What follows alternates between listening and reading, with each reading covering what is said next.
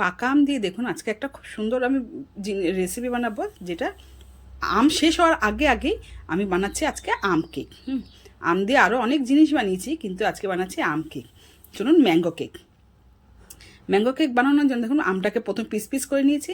এবার আমি ম্যাঙ্গো কেকটা বানাবো এগলেসি, একদম সুজি দিয়ে, একদম হাতে ঘরে থাকা জিনিস দিয়ে আমি বানাবো। দেখুন সুজি নিয়েছি 1 কাপ, তার সঙ্গে হাফ কাপের থেকে একটু বেশি চিনি নিয়েছি।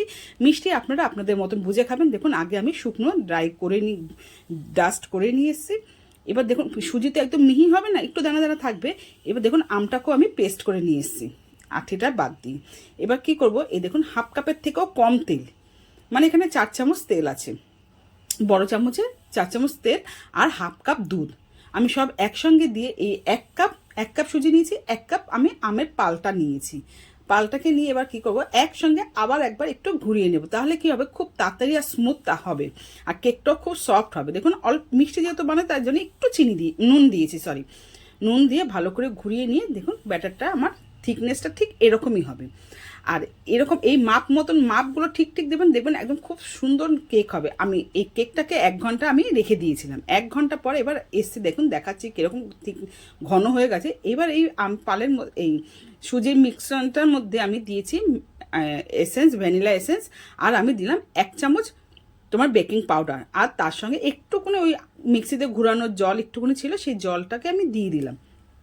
দিয়ে এবার ভালো করে সোডা অ্যাক্টিভেট করার জন্য আমি একটু জল দিয়েছি 2 চামচের মতন। দিয়ে এবার বাটির মধ্যে দেখুন তেল ব্রাশ করে রেখেছি। আপনাদের বাটার পেপার থাকলে দেবেন, নত সাদা পেপারে একটু তেল ব্রাশ করে আমি দেখুন ঘরের থাকা জিনিস দিয়ে বলেছি, ঘরে একটা স্টিলের বাটির মধ্যে আমি বসিয়েছি, আমার মোল্ডে বসাইনি।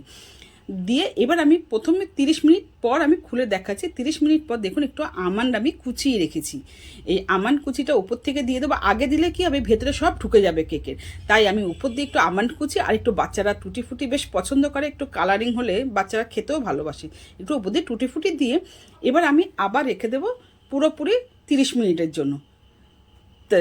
তাহলে কী হবে, মোটমাট টোটাল আমার 1 ঘন্টা সময় লেগেছিলো। 45 মিনিট সময় লেগে, কিন্তু আমার টোটাল 1 ঘন্টা সময় লেগেছিলো। 1 ঘন্টা পর দেখাচ্ছি, দেখুন পুরো কাঠি আমার নেট অ্যান্ড ক্লিন বেরিয়েছে, আর কত তাড়াতাড়ি হয়ে গেল সফট। দেখুন কত সুন্দর সফট হয়েছে। এবার আমি কেটে দেখাচ্ছি।